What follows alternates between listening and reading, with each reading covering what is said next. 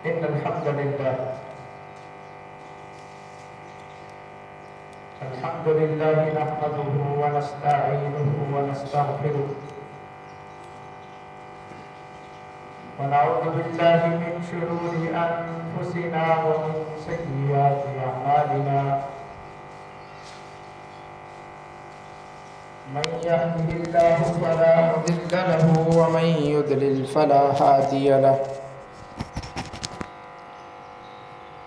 أشهد أن لا إله إلا الله وحده لا شريك له وأشهد أن محمدًا عبده ورسوله أما بعد فإن أصدق الكلام كلام الله وأحسن الهدي هدي محمد صلى الله عليه وسلم وشر الأمور محدثاتها فإن كل محدثة بدعة وكل بدعة ضلالة وكل ضلالة في النار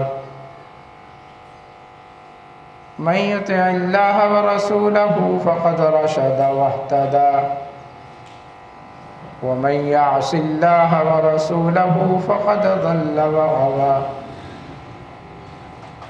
سبحانك لا علم لنا إلا ما علمتنا إنك أنت العليم الحكيم اللهم انفعنا بما علمتنا وعلمنا ما ينفعنا وزدنا علما رب اشرح لي صدري ويسر لي أمري واحلل عقدة من لساني يفقه قولي اللهم ربي زدني علما اللهم صل على محمد وعلى أزواجه وذريته كما صليت على آل إبراهيم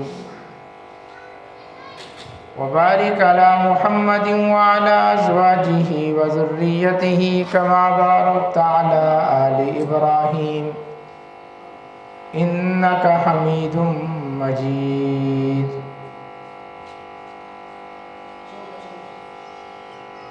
أما بعد فأعوذ بالله السميع العليم من الشيطان الرجيم من همزه ونفخه ونفثه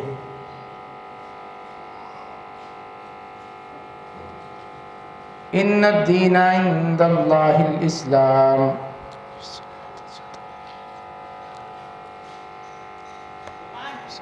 حدیث کی معروف کتاب صحیح مسلم میں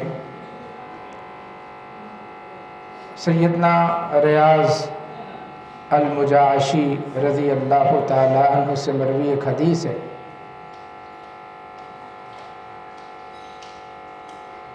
حدیث کافی طویل ہے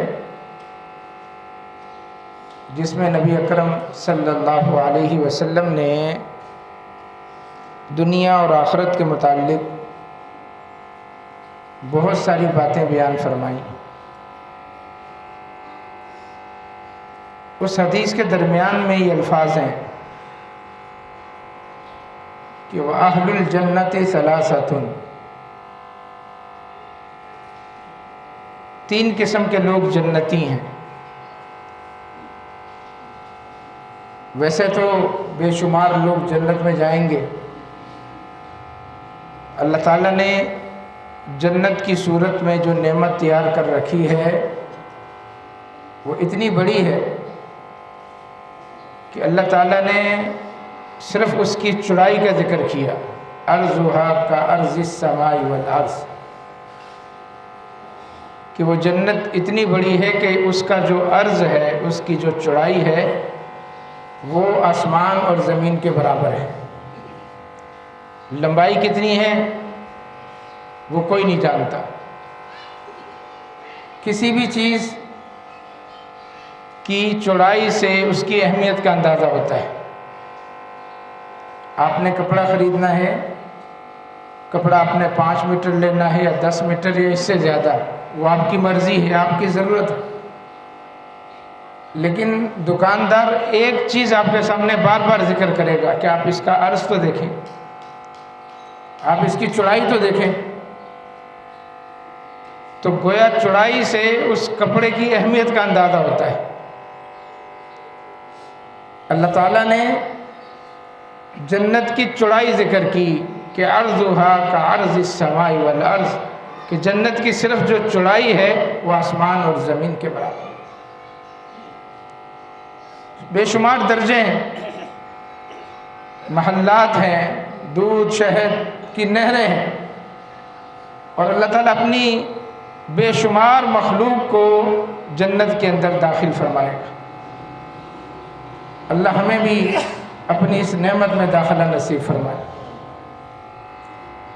یہاں فرمایا کہ واہل الجنت ثلاثۃ، تین قسم کے انسان جنتی ہیں۔ نمبر 1، ذو سلطان، ایک وہ شخص جو صاحب اختیار ہے، جس کے ماتحت کچھ افراد ہیں، صاحب اختیار بھی ہے، صاحب اقتدار بھی ہے، حکمران ہے، اس کے ماتحت بہت سارے افراد ہیں، اللہ تعالیٰ نے اسے اختیار دیا ہے، اور اس کے اندر 3 صفات موجود ہیں جو اللہ کے نبی نے یہاں ذکر کی کہ بادشاہ ہے، حکمران ہے، صاحب اختیار ہے، صاحب اقتدار ہے، لیکن 3 صفات ہیں اس کے اندر۔ نمبر 1، مقسط، وہ صاحب اقتدار انصاف کرنے والا ہے، وہ گھر کا سربراہ ہے، گھر میں انصاف کرتا ہے، وہ دکاندار ہے، اس کے ماتحت ملازم ہیں، ان کے ساتھ انصاف کرتا ہے،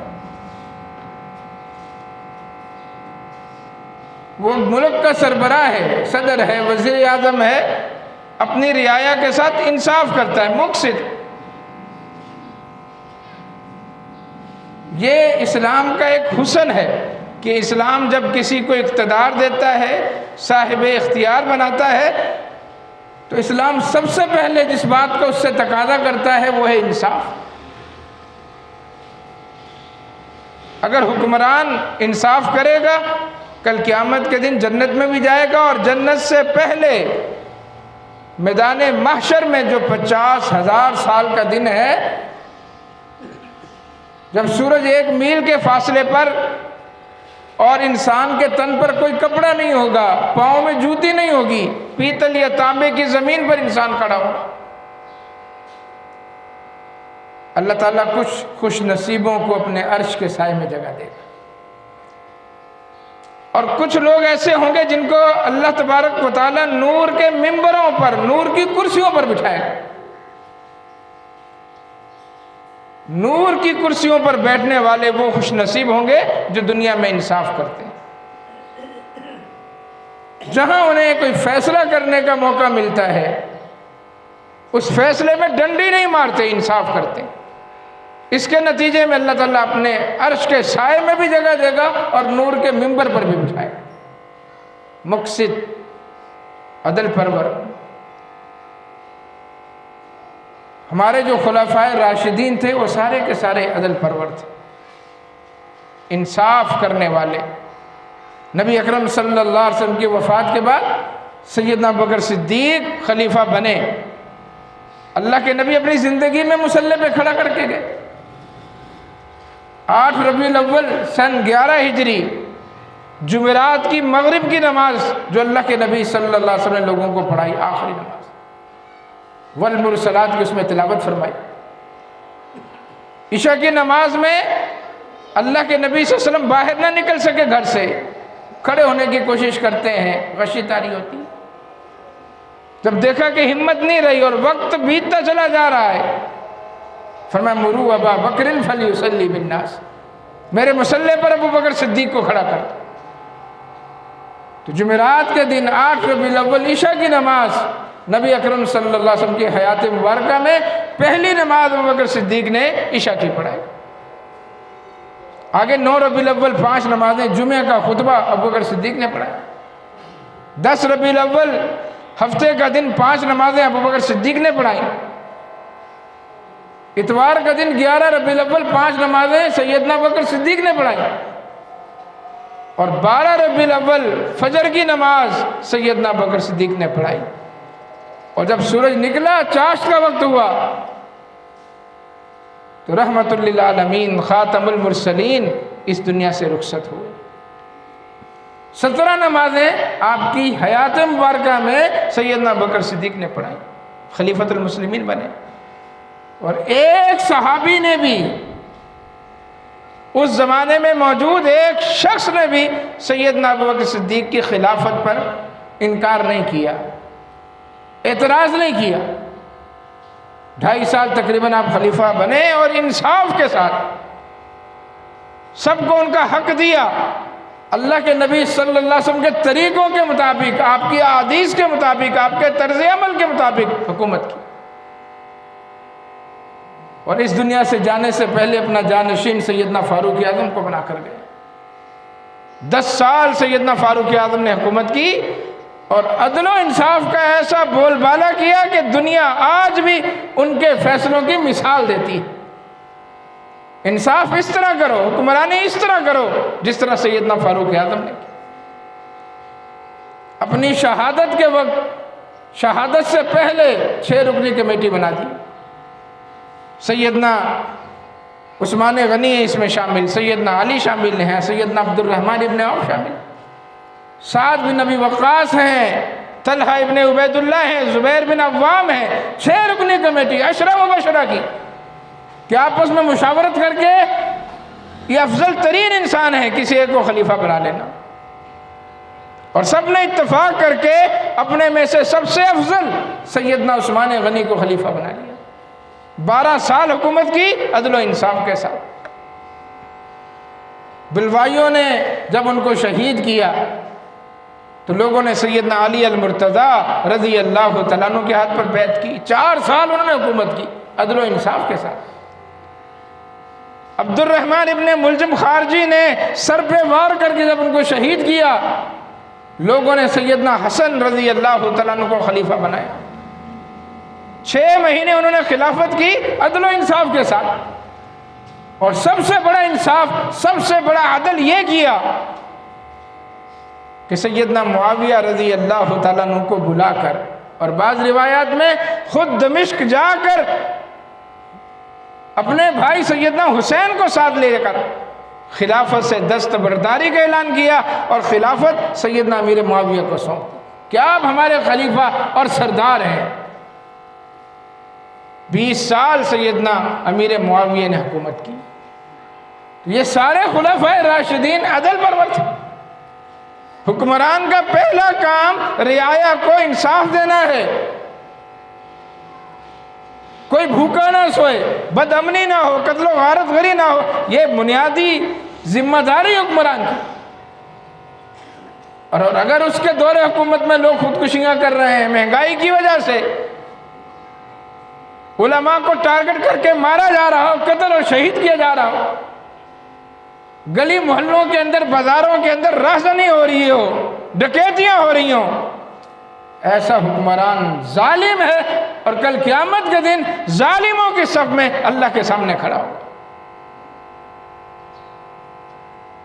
تو ایسا بادشاہ جنتی ہے جو عدل پرور ہے، انصاف پسند ہے، اس کے دور حکومت میں انصاف کا بول بالا ہوتا ہے۔ مقسط، دوسری صفت متصدق، وہ خرچ کرنے والا، عوام کی فلاح بہبود پر خرچ کرنے والا، عوام کو بہترین زندگی گزارنے کے مواقع دینے والا، سڑکیں بنانے والا، پل بنانے والا، ذرائع آمد و رفع، عوام کی سہولت کا ہر کام، صحت اچھی ہو، تعلیم اچھی ہو، روزگار ملے۔ خلفائے راشدین نے یہی تو کیا۔ انہوں نے ان تمام ذرائع کو، آج جس سے دنیا مستفید ہو رہی ہے، جو عوامی فلاح و بہبود کے ادارے ہیں، سب کی بنیادیں خلفائے راشدین نے رکھی۔ متصدق، عوام پر خرچ کرنے والا، اپنی تجوریاں بھرنے والا نہ ہو۔ ہماری 75-76 سالہ تاریخ میں جو حکمران آئے ہیں، نیچے سے اٹھ کے آتے ہیں، ان کے پاس سائیکل تک نہیں ہوتی، موٹر سائیکل تک نہیں ہوتی، اور جب حکمران بنتے ہیں تو ان کے اثاثے شمار ہی نہیں کیے جا سکتے۔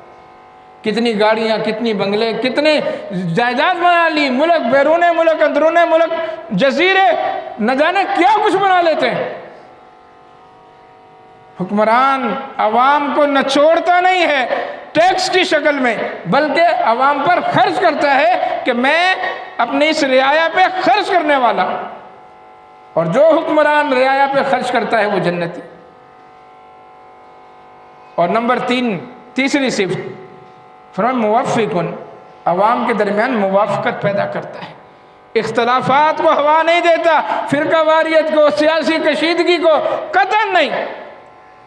جو عدل پرور حکمران ہوتا ہے وہ انصاف کرتا ہے، عوام پہ خرچ کرتا ہے، اور عوام کے درمیان موافقت پیدا کرتا ہے۔ کوئی ایسی بات نہیں کرتا جس سے لوگ لڑیں۔ یہاں تو 75 سال سے لوگ لڑ رہے ہیں۔ پہلے فرقہ واریت تھی جی، مذہبی طور پر لوگ لڑتے ہیں، مولوی ملا آپس میں لڑتے ہی رہتے ہیں، اور اب 4-5 سالوں سے ایسا کلچر ہے کہ سیاستدان آپس میں لڑ رہے ہیں۔ فرمایا وہ جنت میں جائے گا حکمران جس کے اندر یہ 3 خوبیاں ہوں گی، انصاف کرنے والا، عوام پہ خرچ کرنے والا، اور عوام کے درمیان موافقت پیدا کرنے والا، اختلافات ختم کرنے والا۔ نمبر 2، 3 قسم کے جو انسان جنتی ہیں، ان میں پہلا یہ۔ دوسرا فرمایا وَرَجُلٌ رَحِيمٌ، جنت میں جانے والا دوسرا آدمی وہ ہوگا جو نرم دل ہے۔ آگے آپ نے مزید اس کی وضاحت کی، رقیق القلب بِكُلِّ ذِي قُرْبَةٍ وَمُسْلِمٍ، اتنا نرم دل ہے، اتنی اس کے اندر رقت ہے کہ اپنے گھر کے سارے افراد کے ساتھ نرمی سے پیش آتا ہے۔ گھر میں تو نرم رہتا ہی رہتا ہے، باہر بھی ہر مسلمان کے ساتھ اس کا تعلق نرمی والا ہوتا ہے۔ وہ شخص جنتی ہے۔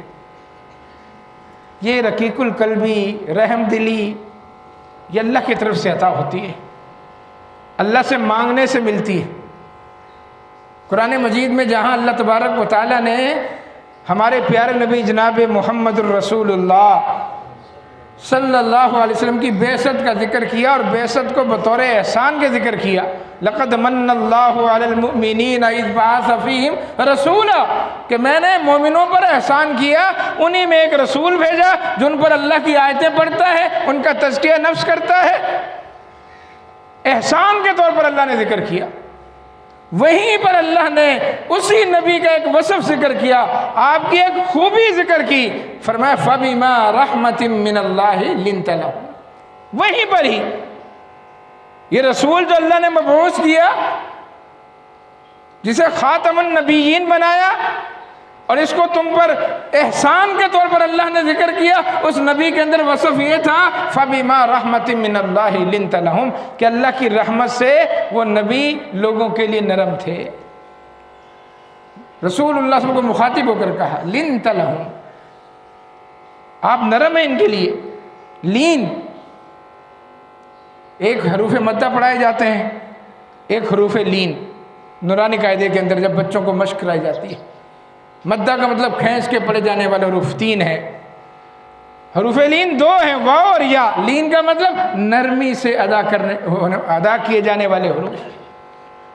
لِنْتَ لَهُمْ، آپ نرم ہیں۔ آپ کے ارد گرد جو پروانوں کا ہجوم ہے، جو آپ پر اپنی جان نشاور کرنے کے لیے تیار ہیں، آپ کے اشارے ابرو پر اپنے بچے لٹانے کے لیے اور کٹوانے کے لیے تیار ہیں، یہ جو پروانوں کا ہجوم جمع ہو گیا ہے، کوئی فارس سے آیا ہے، کوئی حبشہ سے آیا ہے، کوئی کہاں اور کہاں سے لمبی لمبی ہجرتیں کر کے، پاؤں میں بیڑیاں، اللہ اکبر، لمبے لمبے سفر کر کے یہ ارد گرد جو آپ کے پروانوں کا ہجوم ہے، فَبِمَا رَحْمَةٍ مِّنَ اللَّهِ لِنْتَ لَهُمْ، یہ اللہ کی رحمت کی وجہ سے کہ اللہ نے آپ کو نرم بنا دیا۔ آگے فرمایا وَلَوْ كُنْتَ فَظًّا، اے نبی اگر آپ فظ ہوتے، فظ کا تعلق زبان کے ساتھ، زبان کے سخت ہوتے، آپ کا لہجہ سخت ہوتا، کرختی ہوتی آپ کے لہجے کے اندر، غلیظ القلب، اور دل کے بھی آپ سخت ہوتے، پھر کیا ہوتا؟ لن فضوا من حولک، کوئی آپ کے قریب نہ آتا۔ یہ نسخہ کیمیا اللہ نے بتا دیا کہ چند سالوں میں، صرف 23 سال، ایک زبردست انقلاب، ایسے لوگوں کی جماعت تیار کر دی جن کو تزکیہ نفس میں اللہ تبارک و تعالیٰ نے زمین سے اٹھا کر اوج ثریا پہ ہمکنار کر دیا۔ متقی، پرہیزگار، اللہ سے ڈرنے والے، گناہوں سے بچنے والے، ایمان کے اعلیٰ مدارج تک اللہ نے ان کو پہنچا دیا۔ اس میں رسول اللہ صلی اللہ علیہ وسلم کی نرمی بھی شامل تھی۔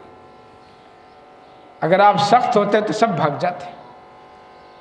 اس کا مطلب یہ ہے کہ آج اگر مجھ سے کوئی دور ہے، مجھ سے کوئی ملنا نہیں چاہتا، قریبی رشتہ دار ہے یا کوئی میرا دوست ہے، یا لوگ مجھ سے دور بھاگ رہے ہیں، تو میں اپنے آپ کو دیکھوں، اپنی خامیاں دیکھوں کہ میرے اندر کہیں یہ خامی تو نہیں کہ میری زبان اس کے اندر بڑی تیزی ہے، سختی ہے، یا دل کا میں سخت ہو گیا ہوں، لوگ میرے قریب کیوں نہیں آ رہے؟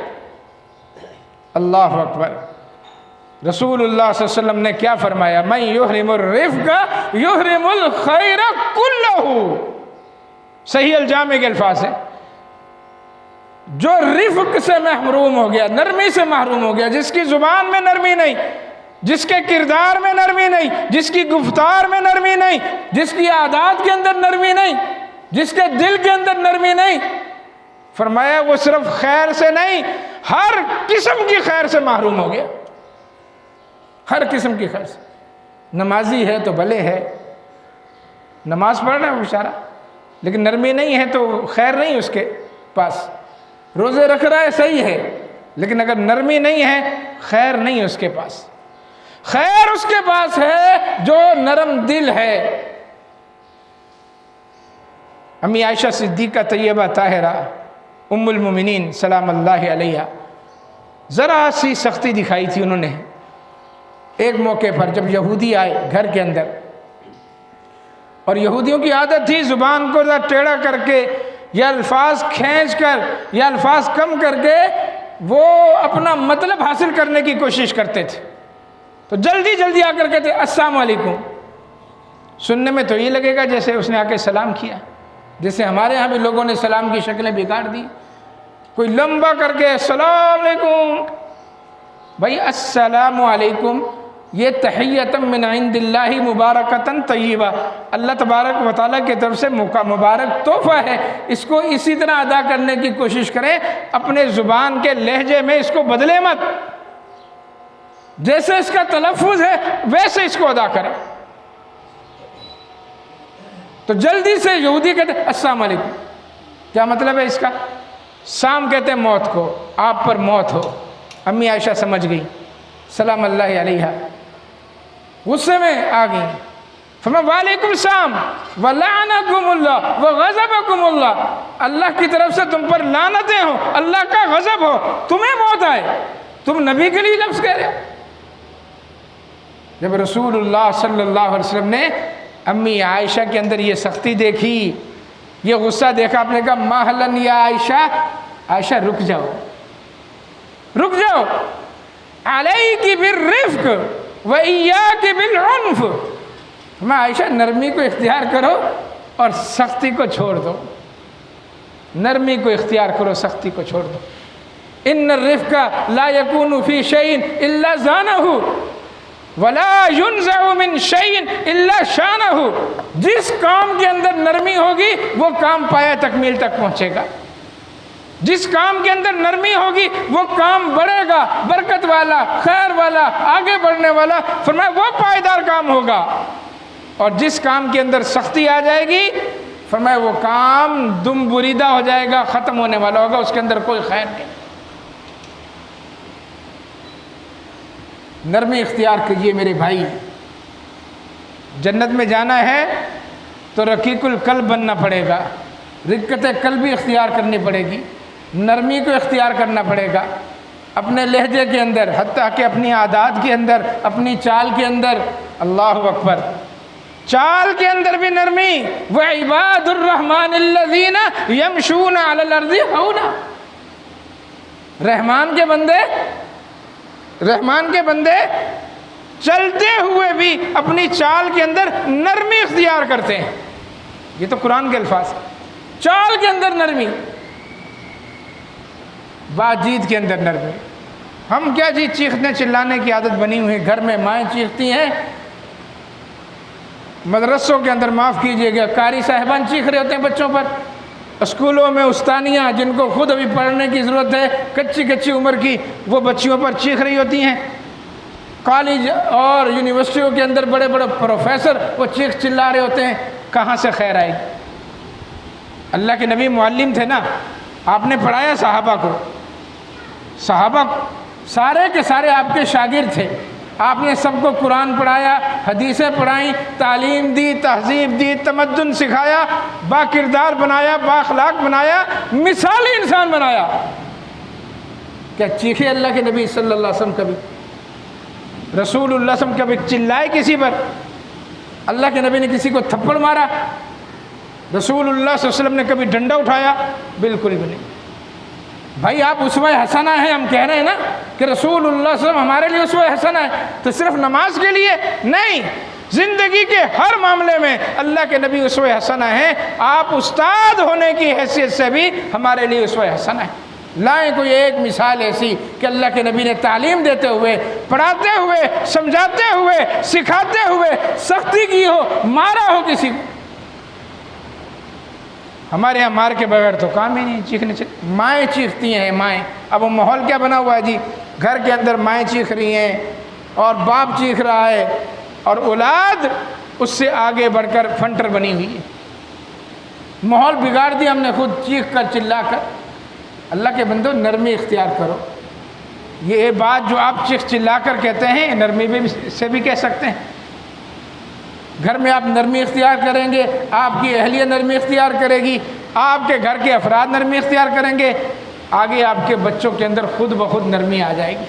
لیکن جب وہ دیکھیں گے کہ ہمارا باپ، ہماری ماں گالی کے بغیر بات ہی نہیں کرتے، چیخنے چلانے کے بغیر کوئی بات ہی نہیں کرتے، تو بچوں کے اندر گالیاں بھی آئیں گی، سختی بھی آئے گی، اور چیخنے چلانے کے عادی بھی بنیں گے۔ نرمی، اس نرمی کا سب سے پہلا اثر آپ کے گھر پہ آنا چاہیے، اس لیے کہ آپ گھر میں رہتے ہیں۔ گھر میں آپ کی بیوی ہے، بیوی سے نرمی سے بات کریں، بچے ہیں، بچے سے نرمی سے بات کریں، گھر میں والدین ہیں، والدین کے ساتھ نرمی سے بات کریں۔ جی ہاں، والدین کے ساتھ نرمی سے بات کرنے کا حکم تو خود اللہ نے دیا، فرمایا وَلَا تَنْهَرْهُمَا، باپ بوڑھا ہو جائے، ماں بوڑھی ہو جائے، ڈانٹنا بھی نہیں۔ وَقُلْ لَهُمَا قَوْلًا كَرِيمًا، ڈانٹنا تو دور کی بات ہے، ان سے بات کرنی ہے نرمی سے۔ کریم، جس طرح کریم کے اندر نرمی ہوتی ہے، اس طرح تمہاری بات کے اندر بھی ماں باپ سے جو بات کرتے ہو اس کے اندر نرمی ہونی چاہیے۔ ہم تو اپنے ماں باپ کے سامنے چیخ رہے ہوتے ہیں، اور ہم اپنے باپ سے کہتے ہیں ابا تمہیں کیا پتا، تم پرانے زمانے کے آدمی ہو، ایڈوانس زمانہ چل رہا ہے، واٹس ایپ، فیس بک، دنیا کہاں سے کہاں پہنچ گئی ہے، چھوڑیں ان پرانی باتوں کو، آپ کو کیا پتا۔ ہم اپنے ماں باپ کو جھڑک دیتے ہیں، اپنے ماں باپ کو ڈانٹ دیتے ہیں، اور ہمیں نہیں پتا کہ ہم نے ماں باپ کو ڈانٹ کے، ماں باپ کو رسوا کر کے کبیرہ گناہ کا ارتکاب کیا ہے۔ جی میرے بھائی، ماں باپ کی نافرمانی کبیرہ گناہ ہے، شرک کے برابر کا گناہ ہے۔ آپ کیا سمجھتے ہیں شرک کو؟ قبر کے سامنے سجدہ کرنا یہ شرک ہے؟ فوت شدہ سے دعائیں مانگنا، نظر و نیاز کرنا شرک ہے؟ اس کے برابر کا گناہ ہے ماں باپ کی نافرمانی۔ اللہ کے نبی صلی اللہ علیہ وسلم نے فرمایا الا اخبرکم باکبر الکبائر، گناہوں میں جو بڑے بڑے گناہ ہیں، کبیرہ گناہوں میں بھی جو سر فہرست بڑے بڑے گناہ ہیں، میں تمہیں ان کے بارے میں نہ بتاؤں؟ ٹیک لگا کر آپ بیٹھے ہوئے تھے، 2-3 مرتبہ جملہ دہرایا، سیدھے ہو گئے، ٹیک چھوڑ دی، اور فرمایا الاشراک باللہ و حقوق الوالدین، الاشراک باللہ و حقوق الوالدین، بڑے گناہوں میں سب سے بڑا گناہ اللہ کے ساتھ شرک کرنا، اور دوسرا بڑا گناہ ماں باپ کی نافرمانی کرنا۔ یہ تو کوئی گناہ ہے ہی نہیں ہمارے نزدیک نا۔ ماں باپ کی کیا ویلیو رہے گی؟ بڈھے ہو گئے، کسی کام کے نہیں ہیں، ان کی کیا ویلیو رہے گی؟ ماں باپ کی نافرمانی کبیرہ گناہ ہے، اور ایسا گناہ ہے کہ اس کی سزا دنیا میں ملتی۔ صحیح الادب المفرد میں امام البانی رحمہ اللہ یہ روایت لائے، نبی اکرم صلی اللہ علیہ وسلم نے فرمایا کل ذنوب یؤخر اللہ منها ما شاء الی یوم القیامہ، اللہ کی مرضی ہے، جس گناہ کی سزا اللہ قیامت کے دن دینا چاہے اللہ اس کو مؤخر کر دیتا ہے۔ گناہ آج ہوا ہے، ابھی کیا ہے انسان نے، لیکن سزا اللہ قیامت کے دن دے گا، اللہ کی مرضی ہے۔ بہت سارے گناہ ہیں، لیکن 3 گناہ ایسے ہیں اللہ فوراً اس کی سزا دیتا ہے، اللہ اس کی فوراً سزا دیتا ہے، مرنے سے پہلے۔ فرمایا انسان کو اس گناہ کی سزا ملتی ہے، اللہ اس کو مزہ چکھاتا ہے۔ کون سے 3 گناہ؟ نمبر 1 حقوق الوالدین، ماں باپ کی نافرمانی۔ نمبر 2 قطیعۃ الرحم، قطع رحمی، رشتے ناطے توڑنا۔ نمبر 3 البغی، ظلم، زیادتی، کسی کا حق دبا کر بیٹھ جانا، کسی کو ناحق دبانا، باتوں سے دبا دینا اس کو، یہ بھی ظلم ہے۔ طاقت کے زور پر اس کو دبانا، یہ بھی ظلم ہے۔ اس کا حق دبا کر بیٹھ جانا میراث کا، یہ بھی ظلم ہے۔ اس کے پیسے دبا کر بیٹھ جانا، یہ بھی ظلم ہے۔ ظلم کی کئی صورتیں ہیں۔ یہ 3 گناہ ایسے ہیں اللہ تبارک و تعالیٰ دنیا میں مرنے سے پہلے انسان کو اس کی سزا دیتا ہے، اور قیامت کے دن جو سزا ملے گی، آخرت میں جو ملے گی وہ الگ ہے۔ ماں باپ کے ساتھ نرمی سے بات کرو، ماں باپ کی نافرمانی نہ کرو۔ یہ نعمتیں اللہ کی آج ہیں، کل نہیں ہوں گی، اور کل پچھتاوا ہوگا آپ کے پاس کہ گھر میں والد نہیں ہے، گھر میں والدہ نہیں ہے۔ والد جنت کا دروازہ ہے، ماں کے قدموں تلے جنت ہے۔ ان دعاؤں کی وجہ سے، شفقت پدری کی وجہ سے، نصرت پدری کی وجہ سے، ماں باپ کی دعاؤں کی وجہ سے انسان زندگی کے اندر آگے بڑھتا ہے۔ اور جب ماں باپ نہیں رہتے پھر انسان کو ٹھوکریں لگتی ہیں، پھر انسان سمجھتا ہے کہ ماں کی دعا ساتھ ہوتی تو آج میں یہاں کامیاب ہوتا، باپ میرا ساتھ ہوتا تو آج میں یہاں کامیاب ہوتا۔ آج ماں باپ ہیں تو ان کی قدر کرنے کے لیے کوئی تیار نہیں۔ اس رقت قلبی کا، نرمی کا، فرمایا تمہارے ماں باپ حق رکھتے ہیں کہ تمہارے ماں باپ اگر بوڑھے ہو گئے ہیں وَاخْفِضْ لَهُمَا جَنَاحَ الذُّلِّ مِنَ الرَّحْمَةِ، جس طرح پرندہ پر پھیلا کر اپنے بچوں کو پر کے اندر سمیٹ لیتا ہے، اتنی رحم دلی اپنے ماں باپ کے ساتھ دکھاؤ۔ ہمارے ماں باپ بوڑھے نہیں ہوتے، ہمارے رویے ان کو بوڑھا کر دیتے ہیں، ہمارا جواب ان کو بوڑھا کر دیتا ہے، ہمارے بولنے کا انداز ہمارے ماں باپ کی کمر توڑ دیتا ہے۔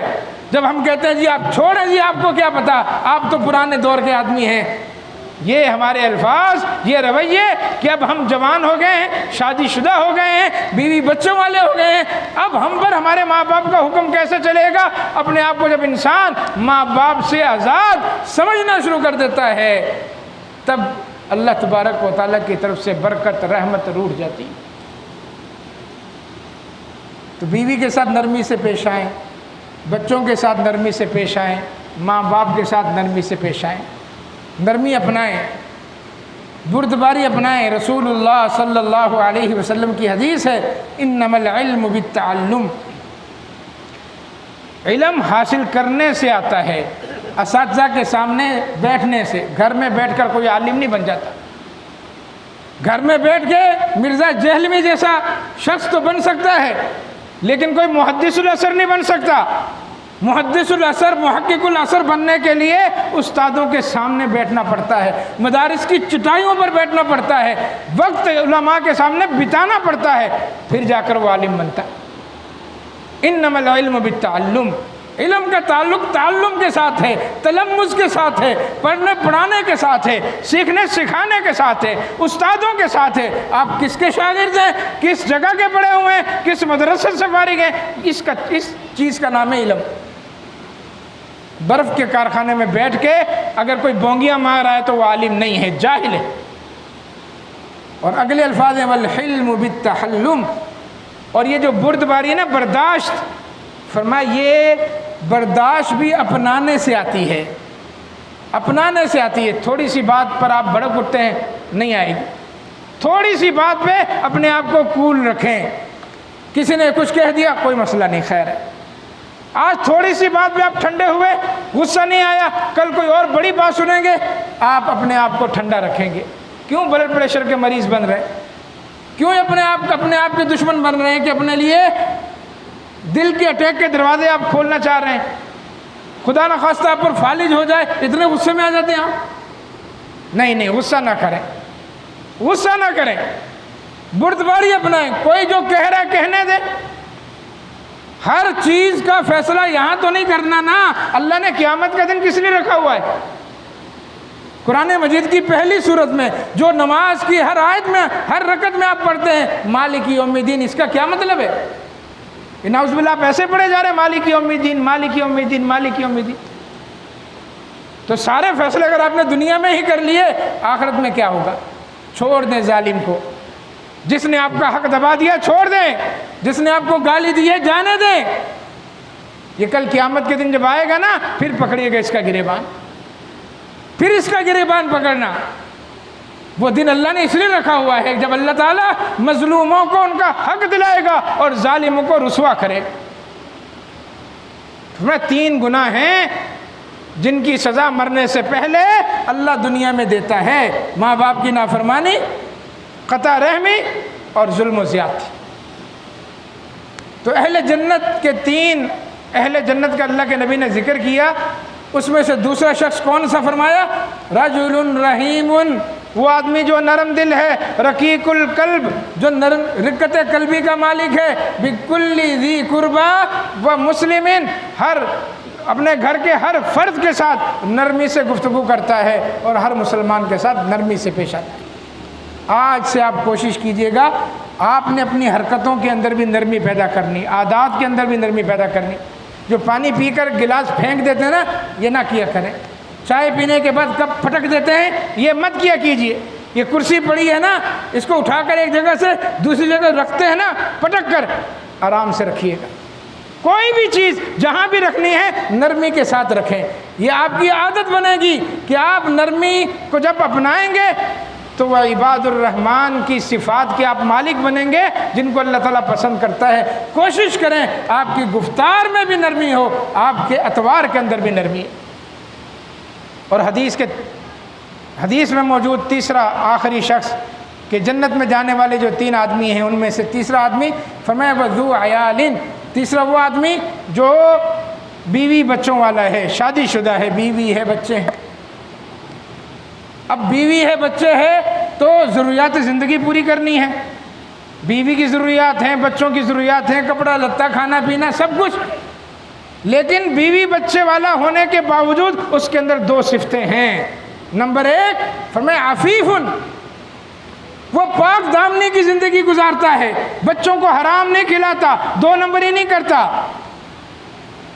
کہ حالات بڑے تنگ ہو گئے ہیں, مہنگائی بہت بڑھ گئی ہے, اب دودھ میں پانی ملا دیا, چائے کی پتی میں چنے کے چھلکے ملا دیے, مسالوں کے اندر برادہ ملا دیا, دہی بلے کے اندر اراروٹ ملا کر وہ لوگوں کو کھلا دیا. کتنی 2 نمبری ہے. فرمایا عفیفن, بیوی بچے ہیں لیکن بیوی بچوں کو حرام نہیں کھلاتا, 2 نمبری نہیں کرتا, پاک دامنی کی زندگی گزارتا ہے. جو اللہ کل تمہارا 20,000 میں گزارا کروا رہا تھا وہ اللہ آج بھی 20,000 میں گزارا کرا سکتا ہے. توکل ہو اللہ پر, اللہ پر اعتماد ہو. مہنگائی بڑھ گئی تو کیا 2 نمبری شروع کر دیں, ملاوٹ کرنا شروع کر دیں, ناجائز طریقے سے کمانا شروع کر دیں؟ نہیں, وہ اپنے بچوں کو, بیوی کو سود نہیں کھلاتا, رشوت کا پیسہ نہیں کھلاتا, حرام کا پیسہ نہیں کھلاتا, ملاوٹ کر کے پیسہ نہیں کھلاتا, عفیف زندگی گزارتا ہے. یہ اس کے اندر صفت ہونی چاہیے. اور دوسری صفت متعففن, دستے سوال دراز نہیں کرتا. اخراجات بڑھ گئے ہیں, مہنگائی بڑھ گئی ہے, بجلی کے بل زیادہ آ رہے ہیں, دستے سوال دراز نہیں کرتا, لوگوں کے سامنے سوال نہیں کرتا میری مدد کریں میری مدد کریں, بلکہ وہ سب سے بڑے مددگار کو اپنی مدد کے لیے پکارتا ہے. اللہ کے نبی نے کتنی پیاری بات کہی, اوپر والا ہاتھ نیچے والے ہاتھ سے بہتر ہے. کوشش کریں کہ اللہ تعالیٰ آپ کو ہمیشہ اوپر والے ہاتھ والا بنا کر رکھے. چاہے اللہ کے راستے میں 10 روپے دیں آپ، لیکن اپنے ہاتھ کو اوپر ہی رکھیں. اللہ سے التجائیں کریں، اللہ سے ندائیں کریں، اللہ تبارک و تعالیٰ سے خفیہ طریقے سے کمروں میں چھپ چھپ کر رات کے اندھیروں میں التجائیں کریں کہ اللہ میرے ہاتھ کو اوپر ہی رکھنا، میرے ہاتھ کو نیچے مت کرنا. فرمایا یہ تیسرا شخص جو بیوی بچوں والا ہے لیکن پاک دامنی کی زندگی گزارتا ہے، دست سوال دراز نہیں کرتا، یہ جنتی ہے. پیشہ ور کو نہ دیں. یہ جمعہ کس لیے ہے؟ یہ جماعت کس لیے ہے؟ یہ پاؤں کے ساتھ پاؤں ملانے کا جو بتایا گیا ہے ہمیں، یہ کس لیے ہے؟ یہ اس لیے کہ آپ صاحب حیثیت ہیں، آپ کے ساتھ آ کر ایک شخص کھڑا ہو گیا ہے. تعریفہم بسیماہم، اللہ کہتا ہے تم ان کے چہروں سے ان کو پہچان لو گے. سفید پوش آپ کے ساتھ کھڑا ہے، آپ صاحب حیثیت ہیں، مالدار ہیں، اور آپ کے ساتھ دائیں بائیں نماز میں کتنے لوگ ایسے کھڑے ہوں گے جو بیچارے پریشان ہیں، بجلی کا بل ادا نہیں کر سکتے، مکان کے کرائے چڑھ گئے ہیں، مہنگائی کی وجہ سے وہ اپنے بچوں کو صحیح طرح سے رزق لا کر نہیں کھلا رہے، فروٹ لا کر نہیں کھلا رہے، لیکن پھر بھی دستے سوال دراز نہیں کر رہے. وہ آپ کے قریب کھڑے ہیں، آپ کے ساتھ صف میں کھڑے ہیں. ان سفید پوشوں کو پوچھنا یہ آپ کی ذمہ داری ہے. جمعے کا مقصد، جماعت کا مقصد بھی یہی ہے کہ سلام پھرنے کے بعد اپنے بھائی کے ساتھ سلام کریں. آپ نہیں جانتے اس کو، لیکن اگر آپ کچھ دینا چاہتے ہیں، اللہ نے دینے والا بنایا ہے، تو آپ اس بھائی سے پوچھ سکتے ہیں یہ میرا مواحد بھائی، یہ نمازی بھائی، یہ اسی محلے کا رہنے والا بھائی، خیریت تو ہے؟ کام کاج کیسا چل رہا ہے؟ حالات کیسے گزر رہے ہیں؟ روزگار کیسا ہے تمہارا؟ اور اگر آپ سمجھیں کہ وہ بیچارہ اس کے وسائل زیادہ ہو گئے ہیں، وسائل کم ہو گئے ہیں، مسائل زیادہ ہو گئے ہیں، تو چپکے سے اس کی مدد کر دیں. اسلام نے کتنا بہترین ہمیں نظام دیا، لیکن ہم اس نظام سے باہر وہ سیلانی کا، چھیپا کا دسترخوان، ہٹے کٹے مستنڈے، وہاں جو کھانا کھا رہے ہیں، ہم دھڑا دھڑ وہاں بکرے پہنچا رہے ہیں، ہم دھڑا دھڑ وہاں پر کھانے پہنچا رہے ہیں. قریبی رشتہ دار ہمارے وہ محتاج ہیں. 9 جگہ قرآن مجید میں، ایک جگہ نہیں، 9 جگہ قرآن مجید میں کہا وَآتِ ذَا الْقُرْبَى حَقَّهُ، اپنے قریبی رشتہ داروں کو ان کا حق دو. اللہ نے تمہیں صاحب حیثیت بنایا ہے، اس مال کا سب سے پہلا حق آپ کے خالہ زاد، ماموں زاد، پھوپھی زاد، آپ کے تایا زاد، آپ کے ماموں، چچا، فلاں فلاں جو رشتہ دار ہیں وہ غریب ہیں، اس مال پر سب سے پہلا حق ان کا ہے. اللہ نے 1 مرتبہ نہیں 9 مرتبہ یہ بات ارشاد فرمائی. تو اس حدیث مبارکہ میں جو صحیح مسلم میں ہے، اور اس کا چھوٹا سا ٹکڑا آج کے خطبہ جمعہ میں نے آپ کے سامنے پیش کیا کہ رسول اللہ صلی اللہ علیہ وسلم نے فرمایا اہل الجنت ثلاثۃ، جنت میں 3 قسم کے انسان جائیں گے. ذو سلطان، سب سے پہلے تو وہ بادشاہ، وہ حکمران جو مقسط ہو، انصاف کرنے والا ہو، متصدق، عوام پر خرچ کرنے والا ہو، اور موفق، عوام کے اندر موافقت پیدا کرنے والا ہو، وہ جنتی ہے. اور دوسرا فرمایا رجل رحیم، وہ آدمی جنتی ہے جو نرم دل ہے، رقیق القلب، دل کا بھی انتہائی نرم ہے، رقت قلبی ہے، بکل ذی قربہ، اپنے تمام قریبی رشتہ داروں کے ساتھ بھی، وبکل مسلمین، اور ہر مسلمان کے ساتھ وہ نرم لہجے سے بات کرتا ہے، نرمی سے بات کرتا ہے. اور تیسرا جنتی وہ ہے جو بیوی بچوں والا ہے لیکن پاک دامنی کی زندگی گزار رہا ہے اور لوگوں کے سامنے دست سوال بھی دراز نہیں کرتا. دعا کریں کہ اللہ تبارک و تعالی ہم سب کو جنت الفردوس میں اپنے محبوب پیغمبر جناب محمد الرسول اللہ صلی اللہ علیہ وسلم اور صحابہ کا پڑوس نصیب فرمائے. ہمیں اوصاف عالیہ، خصال محمودہ اپنانے کی توفیق عطا فرمائے. اللہ تعالی ہمیں بری صفات سے بچائے، اللہ ہمیں شرک سے بچائے، بدعت سے بچائے. اللہ تبارک و تعالی ہمیں زنا سے بچائے، وبا سے بچائے. اللہ تعالی ہر قسم کے فتنے، آزمائش اور پریشانیوں سے ہم سب کو بچائے، اور اپنی رحمت سے اللہ وحدہ لا شریک ہم سب کو جنت الفردوس میں اکٹھا فرمائے. اقول قولی ھذا استغفر اللہ لی ولکم وآخر دعوانا ان الحمد للہ رب العالمین.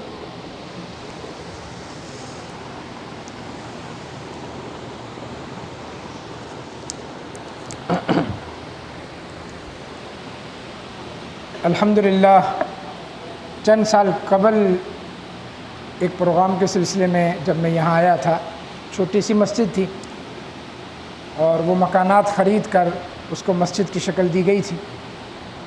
آج الحمدللہ جیسے ہی میں مسجد کے قریب پہنچا ہوں، یہ عمارت دیکھ کے دل خوش ہو گیا، اور جب مسجد کے اندر داخل ہوا تو الحمدللہ دل سے دعا نکلی اپنے پیارے بھائی محترم قاری محمد حنیف ربانی صاحب حفظہ اللہ کے لیے۔